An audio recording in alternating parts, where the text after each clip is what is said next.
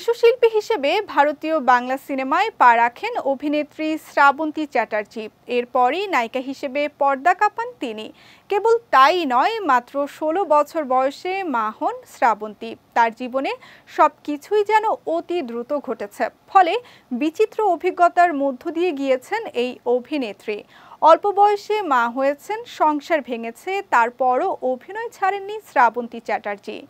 একাধিক বিয়ে, ছেলেকে বড় করা, পরিবারের দায়িত্ব, সমাজের কটাক্ষ, সব্যসাচীর মতো সব সামনে এগিয়ে যাচ্ছেন তিনি।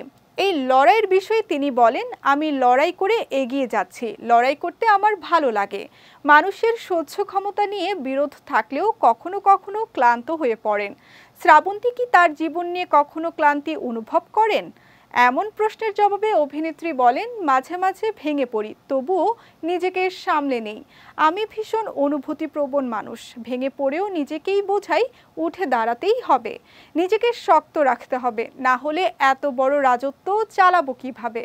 মা বাবা রয়েছেন, আমি তো খুঁটি আমার পরিবারের। গত কয়েক বছরে অনেকের সঙ্গে নাম জড়িয়েছে শ্রাবন্তী চ্যাটার্জির। এ নিয়ে সমালোচনা কম হয়নি। এখন কি কারো সঙ্গে সম্পর্কে রয়েছেন? জবাবে শ্রাবন্তী বলেন, প্রেমে তো থাকি, কিন্তু সমস্যাটা হচ্ছে সবাই ভবিষ্যৎ ভাবতে শুরু করে দেয়।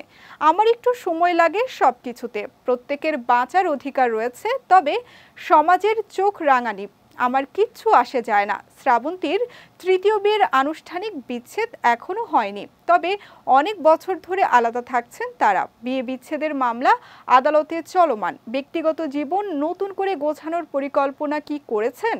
এ বিষয়ে ৩৪ বছরের শ্রাবন্তী বলেন, আপাতত সেরকম কোনো পরিকল্পনা নাই, তবে ভবিষ্যতে করব কিনা বলতে পারছি না। জীবন উপভোগ করছি।